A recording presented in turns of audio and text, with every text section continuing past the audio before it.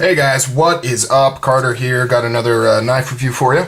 This is the Paramilitary 2 Digicam G10 scales plain S30V blade. Now, I thought long and hard about doing this video. I wasn't going to do it, then I was going to do it, then I wasn't going to do it. Couldn't make up my mind.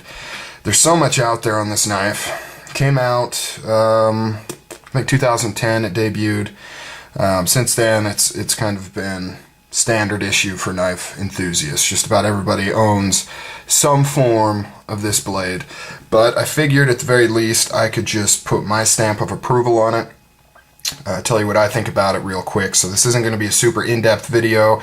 I'm not going to talk at length about the ergos and all that kind of stuff. Let's go over some specs. So overall you've got just over 8 inches total length.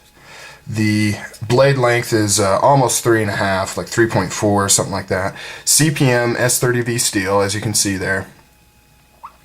Length close 4.8 inches, roughly. Just over 3 inches of cutting length on the blade here. This is the nice military and paramilitary blade style here. Full flat grind, as you can see. 3.75 ounces, so under 4 ounces. That is just awesome. Really big Spidey hole. Blade thickness is what, 0.141, something like that. Now, this is just an awesome blade. I've been loving this thing. I've been carrying it around ever since I got it. Minus the last couple days, I've been carrying around the Grayman Sawtooth, because I'm going to do a video on that probably tomorrow. But perfect EDC in my opinion.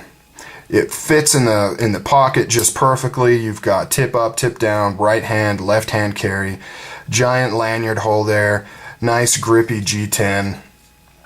Blade stock is just thick enough to be strong and sturdy that you can count on, but not so thick that it makes it super heavy. Like I mentioned before, under 4 ounces on this baby. It is nice and light.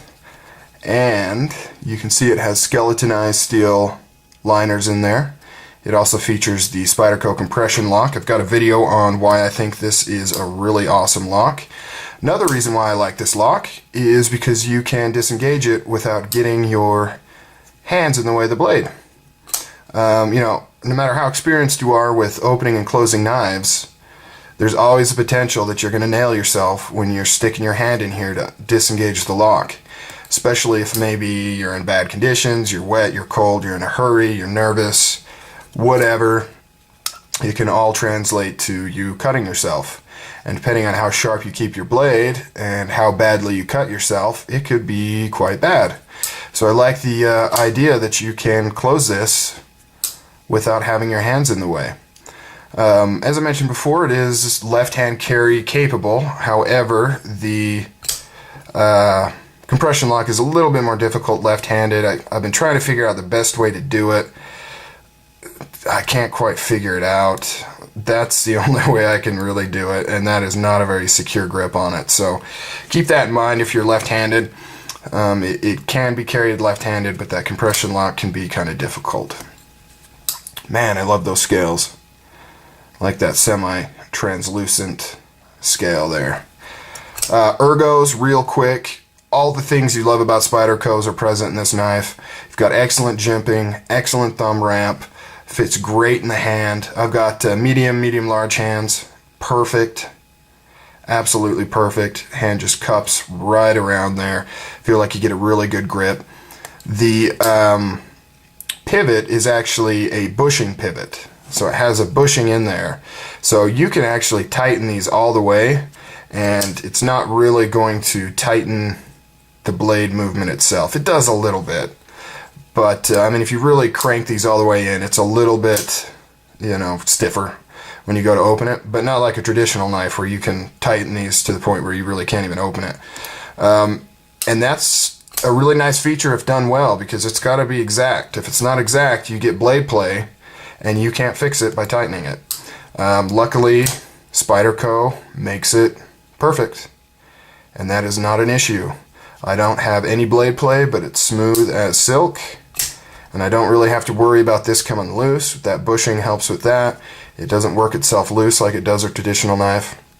So that is just excellent. So I think that's all I'm going to say on this. I would recommend, if you don't have a Paramilitary 2, pick one up. They're totally awesome. I've got the blue Sprint Run on order. Can't wait to get that. That'll be nice. But I just love this knife. I don't know. I think this is going to be my my go-to EDC. You know, I'll get new knives, throw them in my pocket for a few days. But I think I'm probably going to go back to this. It works well for EDC. Really well. Alright guys, take it easy. Have a good night. Catch you later.